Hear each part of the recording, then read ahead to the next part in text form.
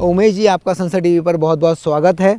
मेरा पहला सवाल, दमन और दीव की जो भौगोलिक स्थिति है उसके बारे में थोड़ा सा बताइए, साथ ही जो इसका इतिहास रहा है वो कैसा रहा है। जहाँ तक हमारे प्रदेश की बात है तो 1961 में हमारा प्रदेश आज़ाद हुआ और 1961 में जब हम आज़ाद हुए 19 दिसंबर को, तब गोवा दमन दीव एक संयुक्त प्रदेश हुआ करते थे। और गोवा 1987 में 30 मई को स्टेट बना और हम लोगों ने जो है यूटी का ही दर्जा कबूल रखा और उसके बाद गोवा स्टेट बन गया, दमन दीव सेपरेट टेरिटरी बनी और लगभग 2020 में 26 जनवरी को हमारे प्रदेश दमन दीव को दादरा नगर हवेली के साथ मिलाया गया। और ऐसे देखा जाए तो दादरा नगर हवेली 1954 में आज़ाद हुआ था, हमसे आगे आज़ाद हुआ था, पर ये टेरिटरी जो है वो 2020 में आज़ाद हुए, मर्जर हुए और उसके साथ ही हमारा एक यूनियन टेरिटरी बना। और यहाँ आप देखोगे तो यहाँ की जो सभ्यता है, यहाँ के जो कल्चर है वो पुर्तगाली कल्चर से बहुत ही प्रभावित है। और हमें एक और बेनिफिट मिला है दमन दीव और गोवा को, क्योंकि 1961 में जब पुर्तगाली यहाँ से गए तो उन्होंने कहा कि ये दमन दीव और गोवा जो है वो हमारा प्रदेश है और यहाँ के लोग भी हमारे लोग हैं। तो यहाँ के लोगों को उन्होंने एक विशेष बेनिफिट दिया, गिफ्ट दिया, कहो तो वो ना नहीं है कि 1961 से पहले कोई भी यहाँ पर बॉर्न हुआ जिसका रजिस्ट्रेशन हुआ उसको डायरेक्टली पोर्चुगल की वहाँ की नेशनलिटी मिलती थी। तो आज जो है वो दमन दीव और गोवा में आप देखोगे तो 50% से ज़्यादा स्थानीय लोग 1961 से पहले जो बॉर्न हुए वो सारे लोग आज देखेंगे तो आप पोर्चुगल की नेशनलिटी ले चुके हैं और वहाँ से वाया लंदन की भी नेशनलिटी यानी यूरोप की नेशनलिटी ले चुके हैं। और ऐसा ही नहीं है कि 1961 में जो बॉर्न हुए वही गए। उसके बाद सपोज़ कि मेरे फादर 1961 में बॉर्न हुए तो मुझे क्या करना है, मेरे पापा का और मेरी मम्मा का मैरिज सर्टिफिकेट रखना है और मेरा बर्थ रखना है, तो मैं भी जा सकता हूँ और मेरे बच्चे को भी मेरे बर्थ के हिसाब से वहाँ की नेशनलिटी मिलती है। तो पुर्तगाली गवर्नमेंट ने हमारे लोगों को संभाला भी और हमारे लोगों को वहाँ पर नेशनलिटी भी दी और वहाँ के हक और अधिकार भी दिए। तो आज भी वो पुर्तगाल के साथ हमारा जो कनेक्टिविटी है या हमारे जो रिलेशन है वो बेहतरीन है और वो आज भी रिलेशन हमारे जुड़े हुए हैं। कितने वर्षों का आपका ये अनुभव रहा है, साथ ही आप एक निर्दलीय सांसद के तौर पर चुनकर आए हैं। इंडिपेंडेंट चुन के आना अपने आप में एक चुनौती है, तो इसको आप कैसे देखते हैं और जो आपका अब तक का राजनीतिक सफ़र रहा है वो कैसा रहा है। एक्चुअल में मैं पॉलिटिकल बैकग्राउंड से नहीं आता हूँ और मेरे पीछे बैकिंग में भी आप बोलोगे तो मेरे बाप दादा या परदादा भी कभी पॉलिटिक्स में नहीं आए थे। हाँ, ग्रामीण विस्तार में मैं और मेरे कज़िन जो है वो जब बड़े हुए तो हम लोगों ने, मेरे कज़िन पहले आया स्वराज्य संस्थाओं में। उसके बाद कभी भी मेरा लक्ष्य कभी नहीं था कि मैं राजनीति में आऊँ, पर मैं एक सोशल वर्कर था। पहले से ये लड़ने वाली प्रवृत्ति से रखता था कि गलत को गलत बोलना, सही को सही बोलना और सही के लिए डटे रहना, वो मेरा पहले से एक शरीर में था, क्योंकि मैं विवेकानंद जी और भगत सिंह को मानता था। तो वही कारण से मुझे गांव का, पहले तो मुझे गांव का जो मुखिया होता है, पंच होते हैं, उसमें स्थान मिला। 15 साल की आयु में ही मुझे मिला। ग्रामीण विस्तार को मैंने लीड किया और लोगों के साथ कांटेक्ट में आए, लोगों की समस्या सुनने लगे, लोगों की समस्या का समाधान करने लगे। फिर हर गांव की ऐसी मैंने एनजीओ बनाई कि एक एनजीओ अगर इतना काम कर सकता है तो हर गांव में ऐसे एनजीओ होने चाहिए जो पढ़े लिखे और समझदार युवा उसके साथ जुड़े। और ऐसे ही मैंने युवाओं के, महिलाओं के महिला क्लब बनाए, सेल्फ हेल्प ग्रुप बनाए। लगभग 100 जितने मैंने सेल्फ हेल्प ग्रुप बनाए। जो प्रदेश छोटा है तो ये बहुत सारी संख्या गिनी जा सकती है, जिसमें हर कम्युनिटी के, हर समाज के लोगों को जोड़ा। और वो संस्था जो है वो लोगों के लिए भी फिर हक और अधिकार की बातें करने लगी। और हक और अधिकार की बात करोगे, जो प्रशासनिक बातों को आप उठाओगे तो जायज़ है पॉलिटिकल लोगों को पसंद नहीं आता, तो उस बीच पॉलिटिकल संघर्ष भी होने लगे। कहते हैं कि प्रशासनिक संघर्ष भी होने लगे और उसकी वजह से मुझ पर 2 बार जानलेवा हमला हुए। मैं मरता मरता भी बचा। और फिर जो है वो युवाओं के जो संगठन क्लब हो चुके थे, तो संगठन मजबूत हुआ और ये संगठन दमन से बढ़कर दीव तक पहुंच गया। और युवाओं का जो संगठन था वो मुझ पे बहुत ज़्यादा आशाएं, अपेक्षाएं रखता था और हमने फिर लोगों के रोज़गार, हेल्थ और ये सारे मुद्दों को उठाए और आपको मैं बताऊं तो यहाँ पर 27 ज्ञाति को मैंने ओबीसी का स्टेटस दिलाया। यहाँ पर ओपन एडवर्टाइजमेंट हुआ करती थी सी और डी कैटेगरी के लिए, तो हम लोग डोमिसाइल लाए और यहाँ के लोगों को हक और अधिकार मिले, उन लोगों को न्याय मिले, उसके लिए वो संस्थाएं काम करती रही। पर साल 2017 के आसपास 16-17 में पूरा सिनेरियो चेंज हुआ। मैं कभी भी नहीं सोचता था कि मैं पॉलिटिक्स में आऊँगा, क्योंकि मुझे विवेकानंद जी बहुत ही पसंद थे और मैं भगत सिंह की तरह ऐसा सोचता था कि वे पॉलिटिक्स में अपना काम नहीं है, पॉलिटिक्स सिस्टम को हम सुधारेंगे और अच्छे लोगों को वहाँ पर बिठाएंगे। और मुझे बाला साहेब ठाकरे जी भी बहुत पसंद थे। उनकी वर्किंग स्टाइल, काम करने की पद्धति मुझे अच्छी लगती थी कि वो पॉलिटिक्स के बाहर रह के भी एक अच्छी पॉलिटिक्स के लोगों को वहाँ पर वो करा रहे थे, सिस्टम सुधारने की बात करें तो मैं वही था, बाहर बैठ के अच्छे लोगों को मौका देना मेरा काम था। और यहाँ का जो लोकल नेतृत्व था वो सत्ता पक्ष में हो या विपक्ष में हो, वो एकदम नतमस्तक हो चुके थे, यानी वो चुप हो चुके थे। तो फिर मुझे ऐसा लगा कि कहीं ना कहीं हमें ही इस सत्ता परिवर्तन करानी होगी और एक व्यवस्था खड़ी करनी होगी और ये जो बिगड़ी हुई शासन प्रणाली है उसको सुधार करना होगा। और उस सुधार के लिए आपको राजनीतिक प्लेटफॉर्म पे आना होगा और देश की सर्वोच्च पंचायत में आपको जाना होगा। इस उद्देश्य से मैंने राजनीति में आना सोचा। पहले 2019 में मैंने जब चुनाव लड़ा तो मैं चुनाव हारा, पर लोग मुझे ये कहते थे कि समाज सेवक पॉलिटिशियन नहीं बन सकता, चुनाव नहीं जीत सकता। मगर जब वो मुझे 22% या 26% वोट मिले तब मेरा हौसला बुलंद हुआ कि नहीं, जनता यहाँ जागी हुई है, लोग चाहते हैं। पर हमें मेरे में कुछ मेहनतों की कमी रही और मुझे ऐसा लगा कि कहीं ना कहीं मैं लोगों को समझाने में शायद विफल रहा। पर ये 5 साल जो है हम पूरा प्रयास करेंगे, लोगों को समझाएंगे, जागरूक करेंगे। और मैंने मेहनत की, लोगों के बीच रहा, लोगों की समस्याओं के लिए लड़ा, लोगों के लिए जितना बन पड़ा वो मैंने आवाज़ उठाई।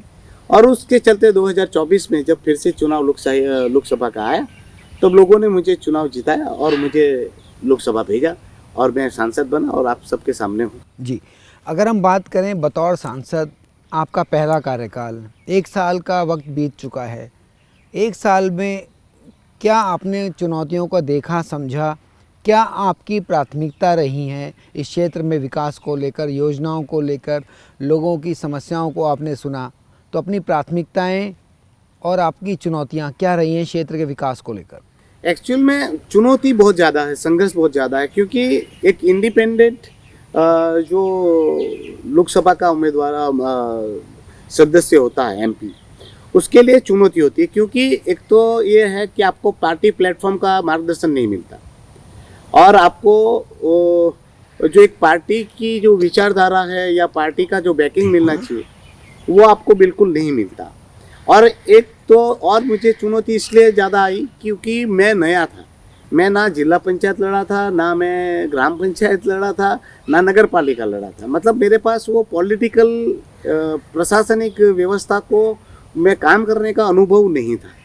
तो 1 साल जो था, वो जो समय रहा मुझे, वो संघर्षपूर्ण रहा, चुनौतीपूर्ण रहा। मगर मैंने प्रयास किए।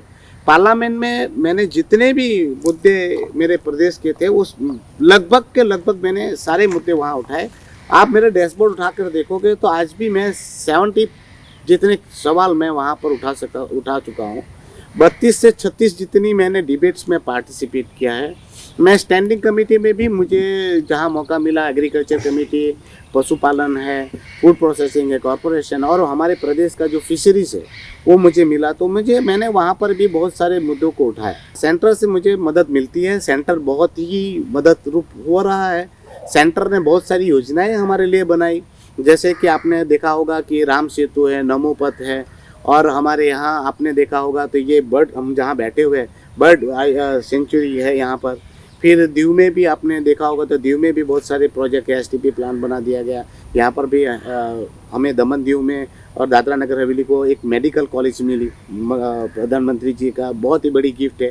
और आज़ादी से लेकर अब तक हमारी डिमांड थी कि दीव में वो जो दीव का जो बिजनेस है वो फिशिंग का है और फिशिंग में वहाँ पर बहुत सारी बोट वहाँ पर है।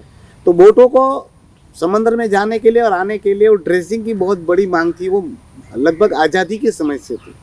तो वो ड्रेसिंग की मांग भी प्रधानमंत्री जी ने हमें पूर्ण करके दी, वो योजना भी हमारे यहाँ लागू कर दी। हार्बर हमारे यहाँ आ गया, और यहाँ पर मेडिकल कॉलेज के साथ इंजीनियरिंग कॉलेज, नर्सिंग कॉलेज, बहुत सारी योजनाएं उन्होंने हमें दी, और स्मार्ट सिटी को भी दीव में वो किया गया। तो ये बहुत सारी योजनाएं सेंटर ने हमें दी, और आज भी मुझे सेंटर का पूरा समर्थन और साथ मिलता है। बहुत सारे प्रोजेक्ट आज ऑन गोइंग है, और वो काफ़ी समय से चल भी रहे हैं, और मैं जब से चुनाव जीता हूँ, मेरी प्राथमिकता है कि वो सारे प्रोजेक्टों को समय टाइम के दरमियान वो पूर्ण किया जाए, और वहाँ पर हमें वहाँ से बहुत साथ मिलता है। पर थोड़ी शासन प्रशासन की जो काम करने की पद्धति है वो थोड़ी सुधार की ज़रूरत है, क्योंकि आज आप देखिए कि ड्रेसिंग की जो समस्या थी वो हमारे प्रधानमंत्री जी ने और केंद्र सरकार ने हमारी मांग को मान लिया, हार्बर को दे दिया, स्मार्ट सिटी को दे दिया, कोस्टल विलेज हमें मिला, परियोजनाएं बहुत हमें सरकार से दे रहे हैं। नरेंद्र भाई मोदी जी बार बार हमारे प्रदेश में आ रहे हैं, हमारी खुशनसीबी है। प्रधानमंत्री जी आ रहे हैं, गृह मंत्री जी आए हैं, राष्ट्रपति जी आए, उपराष्ट्रपति जी का दौरा हुआ है। प्रदेश में बहुत ही प्रेम है, इसीलिए तो वो हमारे इतने बड़े नेता अपने छोटे से प्रदेश में बार बार दमन, दीव और दादरा नगर हवेली का दौरा कर रहे हैं, और हमें सारी चीज़ें वो मुहैया करा रहे हैं। मगर प्रशासनिक व्यवस्थाएं अगर दुरुस्त हो जाए, और ये जो योजनाएं, परियोजनाएं जो सरकार महत्वाकांक्षी अच्छी अच्छी योजनाएं हमें दे रही है, वो योजनाओं को जो समय पर इम्प्लीमेंट कर जाए, तो ये प्रदेश स्वर्ग बन सकता है, और है हमारा प्रदेश स्वर्ग, पहले भी था, आज भी है। हमने दमन को देखा, यहाँ समझा, लोगों से बात की, हम दीव गए, वहाँ की वस्तुस्थिति को देखा, मछुआरों से बात की, पर्यटकों से बात की। एक संसदीय क्षेत्र में दो हिस्सों को अगर आप देखें तो 700 किलोमीटर बहुत बड़ा डिस्टेंस हो जाता है। वहीं पर्यटन की दृष्टि से इसको विकसित करने के लिए आप क्या काम कर रहे हैं? दमन में कनेक्टिविटी का इतना ज़्यादा अभाव नहीं है, क्योंकि यहाँ जो है ट्रेन, सारी ट्रेनें लगभग यहाँ रुकती है। वापी में आप मतलब 10 से 15 मिनट का रास्ता है, 5-7 किलोमीटर पे है। और यहाँ पर सूरत में भी एयरपोर्ट है, और आपको एक कनेक्टिविटी के लिए दमन की बात कर रहा हूँ, दमन में भी एयरपोर्ट बनने जा रहा है, मतलब वो अभी 5 से 6 महीने में शुरू हो जाएगा। यहाँ पर दमन में इतनी कनेक्टिविटी का अभाव नहीं है, पर दीव और दमन को जोड़ने के लिए कनेक्टिविटी का अभाव है। अभी हेलीकॉप्टर की सेवा है, मगर हेलीकॉप्टर का जो रेट है वो सामान्य व्यक्ति के लिए नहीं है। उसके लिए मैंने लास्ट टाइम बजट सत्र में भी और अश्विनी वैष्णव जी से को भी मैंने रिक्वेस्ट की है कि वहाँ पर जैसे वापी में रेलवे स्टेशन बनाया गया है, वही देलवाड़ा करके हमारे दीव के 7-8 किलोमीटर पर देलवाड़ा है, वहाँ पर एक स्टेशन में डेवलप स्टेशन बनाया जाए, और ज़्यादा से ज़्यादा ट्रेनों का वहाँ पर स्टॉप दिया जाए। और दूसरा क्या है, आपको एक बात मैं और बताना चाहता हूँ, आपने गोवा में जैसे देखा वहाँ पर फॉरेनर्स आते हैं, वैसे ही दीव में भी आज 15-20 साल पहले आप देखोगे तो वहाँ पर पूरा दीव फॉरेनर से भरा रहता था। आज जो टूरिस्ट वहाँ पर नहीं पहुँच पा रहे, या यहाँ भी आप जो है टूरिस्ट नहीं आ रहे हैं, मगर यहाँ जो अभी का ही आपको ऐसा दिख रहा होगा, मगर यहाँ पर तो टूरिस्ट का जमावड़ा रहता है, क्योंकि यहाँ का जो टूरिज़्म है वो सूरत और मुंबई पर डिपेंड करता है। तो सूरत और मुंबई के लोग यहाँ तो इजीली आ जाते, 1 घंटे 1.5 घंटे का रास्ता है जो यहाँ पर आते जाते रहते हैं। पर दीव में पर्टिकुलर अभी टूरिज़्म घटा है, कहीं ना कहीं वो प्रशासनिक व्यवस्था के चलते, क्योंकि हमारे यहाँ थोड़ा सुधार करने की पुलिस प्रशासन को बहुत ज़रूरत है, क्योंकि पुलिस प्रशासन जो है वो टूरिस्टों को टूरिस्ट के हिसाब से देखे, उनमें अगर हम कमाने का जरिया ढूंढेंगे तो टूरिज़्म समाप्त हो जाए। दीव में भी कनेक्टिविटी थोड़ी सी ट्रेन की हो जाए, और थोड़ी कनेक्टिविटी प्रशासन कुछ अपने प्लेटफॉर्म बढ़ा दे, और अभी कनेक्टिविटी वहाँ पर भी बढ़ाई जाएगी। उसके लिए मैं भी प्रयासरूप हूँ, हमारा प्रशासन भी प्रयासरूप है, भारत सरकार भी प्रयासरूप है। G20 का भी वहाँ पर आपने देखा होगा कि वहाँ पर हमारे प्रधानमंत्री जी ने एक कार्यक्रम किया था। अभी खेलो इंडिया का भी कार्यक्रम किया गया, ताकि ज़्यादा से ज़्यादा वहाँ पर लोग आए और कनेक्ट हो, और वो कनेक्टी का जो लोगों को जाने और आने के लिए भी हम लोग प्रयासरूप है कि उनकी व्यवस्था की जाए। दमन में भी एयरपोर्ट है, पर प्रशासनिक व्यवस्थाओं को सुधार करने की ज़रूरत है, ताकि जो टूरिस्ट आए वो अच्छी इमेज लेके वापस जाए, ताकि वो जो चीज़ें हैं वो लोगों को पता चले। और आपने कुछ देखा होगा दीव में काफ़ी ऐसी चीज़ें हैं जो टूरिस्टों को पता ही नहीं, जैसे सिम्बर का बीच है, बहुत ही अच्छा है, वो समंदर के बीच में वो मीठे पानी का वो है, कुएँ हैं। नेक्स्ट स्टेप मेरा ये है कि मैं इन्फ्लुएंसरों को लाऊं प्रदेश में, यूट्यूबर्स, बड़े बड़े यूट्यूबर्स को लाऊं, जो ये टूरिज़्म के काम करती है वैसी संस्था है, उनको भी मैं यहाँ पर लाऊं, और हमारे प्रशासनिक अधिकारियों से भी इस विषय पर मेरी डीसा की जब नेक्स्ट मीटिंग होगी तो इस पर हम चर्चा, मैंने लास्ट में भी चर्चा की थी, इस बार भी हम लोग इस पर इम्प्लीमेंटेशन कराएंगे। टूरिस्ट को लाना और उस टूरिज्म का बेनिफिट लोगों को पहुंचाना, क्योंकि टूरिस्ट आएंगे तो ही तो यहाँ के लोगों को रोजगार मिलेगा, और वैसी दुकानों को, कामों को, धंधों को विकसित करना, ताकि टूरिस्ट यहाँ आए तो टूरिस्ट के मन माफिक चीज़ें उनको मिले, उनके टेस्ट की चीज़ें मिले, और उनको यहाँ से जब जाए तो माउथ पब्लिसिटी ऐसी करे कि हमें एडवर्टाइजमेंट की जरूरत ना पड़े। तो उसके लिए हम लोग प्रयास रूप है, और आने वाले 1-2 साल में आपको उसका रिजल्ट भी दिखेगा। जी, आपने टूरिज़्म की बात की, विस्तार से अपनी बात को समझाया आपने। जो वहाँ के मछुआरे हैं उनके लिए ड्रेजिंग की बात कही आपने, हार्बर की बात कही। तो ये एक दोनों समस्याओं को आपने काम किया है इस पे। अगर हम बात करें, इसी से जुड़ा विषय है रोज़गार, रोज़गार से जुड़ा विषय है शिक्षा, और शिक्षित समाज स्वस्थ होना चाहिए। तो इन तीनों चीज़ों को आप कैसे लेके आगे बढ़ रहे हैं? मेरी जो पहचान है वो उस संस्था की वजह से, और मैं युवाओं को ही चाहता हूँ कि ज़्यादा से ज़्यादा लोग आए। और युवाओं का सबसे बड़ा आज की डेट में प्रॉब्लम है, तो प्रॉब्लम है रोजगार की। पर हमारा छोटा प्रदेश है, दमन दीव और दादरा नगर हवेली जो है बहुत छोटे प्रदेश है, और यहाँ पर लगभग 5 से 7 हजार इंडस्ट्रीज है, फिर भी यहाँ बेरोजगारी होना एक दुखद और दुर्भाग्यपूर्ण विषय है। और देखिए, आपने कश्मीर में देखा होगा, लद्दाख में देखा होगा, तो वहाँ के लोगों के लिए भारत सरकार ने सी और डी कैटेगरी के लिए वहीं के लोगों को रोजगार देने के लिए नियम बनाए। हमारे यहाँ भी डोमिसाइल हुआ करता कि सी और डी कैटेगरी के मतलब जो भी पद भरे जाते थे तो उसके लिए रोजगार के लिए बहुत, मगर इस बार जो है कुछ प्रशासनिक फैसले लिए गए थे जिसको चैलेंज किया गया था कोर्ट में, और वो डोमिसाइल के मार्क में कन्वर्ट किया गया थे, तो वो निकाल दिए गए। तो भर्तियां में भी युवाओं को रोजगार नहीं मिल पा रहा है। इंडस्ट्रीज के साथ समन्वय करने की जरूरत है कि भाई इंडस्ट्रीज को जो भी जरूरत पड़े तो वो हमारे ही स्थानीय लोगों को ज़्यादा से ज़्यादा मौका दे। तो वो रोजगार की प्रॉब्लम है। और साथ में क्या है, एक प्रॉब्लम ये भी है, मैं वापस बोलूँगा तो आपको ऐसा लगेगा कि बार बार प्रशासनिक तरफ, ये जो काम है वो प्रशासन का ही है, क्योंकि हमारे यहाँ ना लेजिस्लेशन है, ना दूसरी व्यवस्था है, ना हमारे ग्राम पंचायत और जिला पंचायत नगर पालिका के पास ऐसे पावर्स है कि वो ये सारी समस्याओं का समाधान करे। तो प्रशासन को ही सोचना होगा। रोजगार के लिए मेरा भी प्रयास है कि इंडस्ट्रीज को ज़्यादा से ज़्यादा संकलन करे और युवाओं को प्रशिक्षित करके रोजगार दे। प्रशासन से ये मांग करता हूँ कि हमारे टूरिज्म का बहुत अच्छा बिजनेस है, तो टूरिज्म पर आप उनको धंधा करने दें। एजुकेशन और हेल्थ में हम देखा जाए तो हमारे पास बहुत अच्छे इंफ्रास्ट्रक्चर है। आज आप देखोगे बच्चा पैदा होता है तो नर्सरी से लेके इंजीनियरिंग और मेडिकल कॉलेज तक की हमारे पास सुविधाएं हैं। आज आप कोई भी कॉलेज की सुविधा आप देखोगे तो सारी सुविधाएं यहाँ मिल जाती है। और हमारा दमन दीव जो है वो बहुत छोटे प्रदेश है। वहाँ आप दमन में आप देखोगे तो दमन में आप 10 मिनट के अंदर सेंटर से कहीं भी कॉर्नर में घूम सकते हो। मतलब बच्चे की नर्सरी से लेके मेडिकल कॉलेज तक आप आधे घंटे में पहुँच सकते हो। ये हमारे पास सुविधा है। आज हमारे पास सारे अच्छे अच्छे स्कूल है, अच्छे अच्छे इंफ्रास्ट्रक्चर है, पर हमें अच्छे एजुकेशन के लिए चाहिए मैन पावर। तो हमारे यहाँ सरकारी जो रोजगारी में भी ये मुद्दा आता है, सरकारी वैकेंसी बहुत खाली है, उनको भरना चाहिए। स्कूलों में काफ़ी सालों से टीचरों की नियुक्ति नहीं हुई, तो उनको भी परमानेंट नियुक्ति करनी चाहिए। आज आप medical college, world class medical college दमन में बना, नमो मेडिकल कॉलेज, प्रधानमंत्री जी ने हमें अमूल्य भेंट दी। नर्सिंग कॉलेज बनाई और इंजीनियरिंग कॉलेज दी। पर बात करें तो वहाँ पर भी एजुकेशन में हमें नियमित फैकल्टी अभी तक भरे नहीं गए।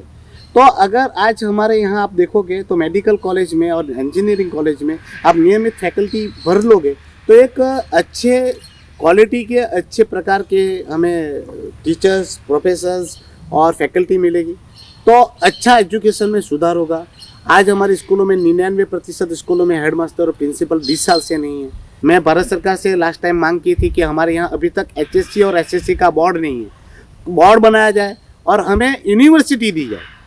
यूनिवर्सिटी ना मिले तो कम से कम डीम्ड यूनिवर्सिटी हमें दिया जाए, ताकि हम हमारे अनुरूप और एक वर्ल्ड क्लास हमारे सिलेबस बनाए। तो मैंने वो भी मांग की है और मुझे विश्वास है कि भारत सरकार इस बात को संज्ञान में ले रही है और अगले दिनों में यहाँ पर यूनिवर्सिटी भी स्थापित होगी और यूनिवर्सिटी के साथ साथ हमारे यहाँ पे बोर्ड वगैरह भी बन जाएंगे।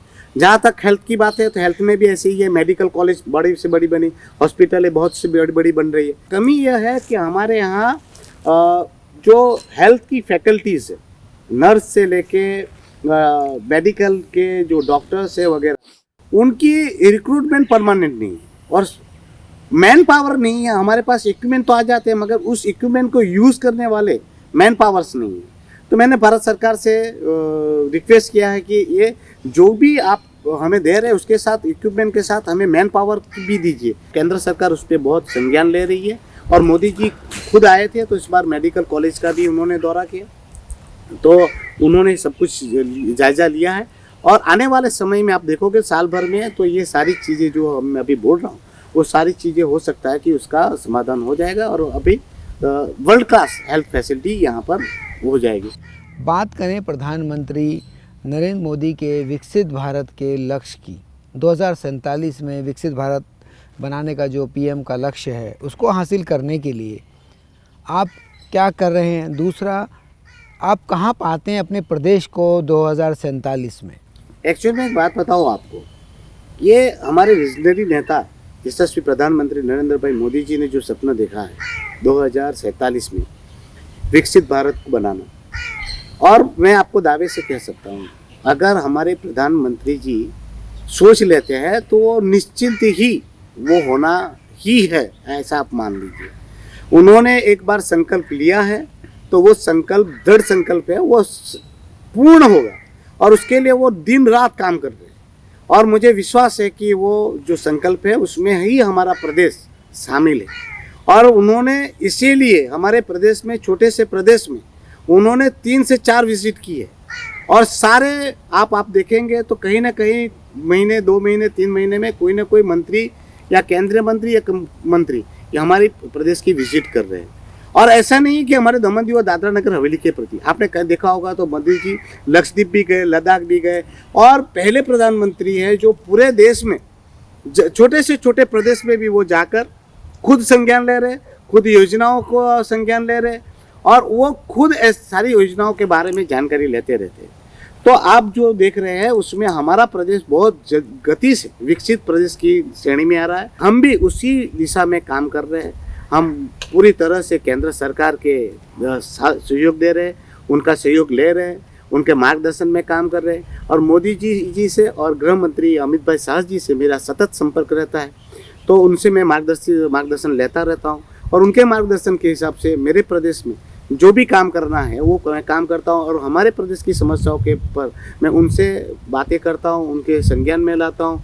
और उस बाबत पर मैंने देखा है मेरे 1.5 साल के कार्यकाल में कि मैंने जो भी बातें उनके संज्ञान में लाई थी वो सारी बातें यहाँ पर बाद में प्रैक्टिकल हुई है, वो योजनाएं लागू हुई है।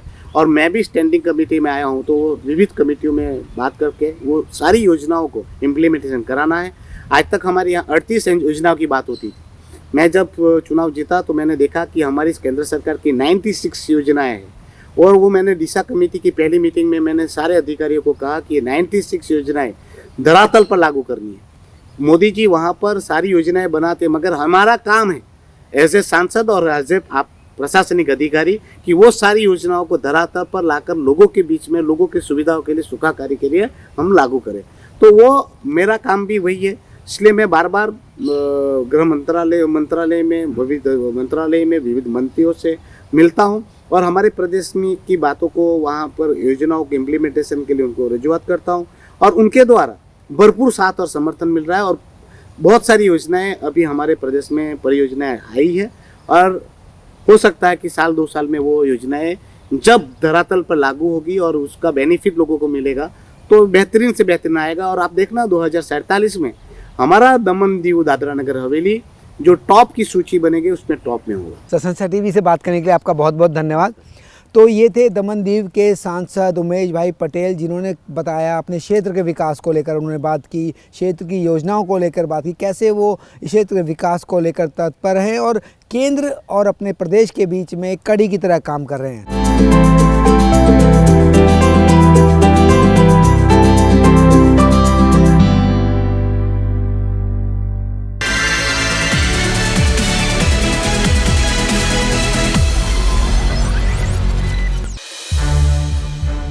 सनसेट टीवी के और भी प्रोग्राम्स देखने के लिए सब्सक्राइब करें हमारा YouTube चैनल और हाँ, इन्हें लाइक और शेयर करना ना भूलें।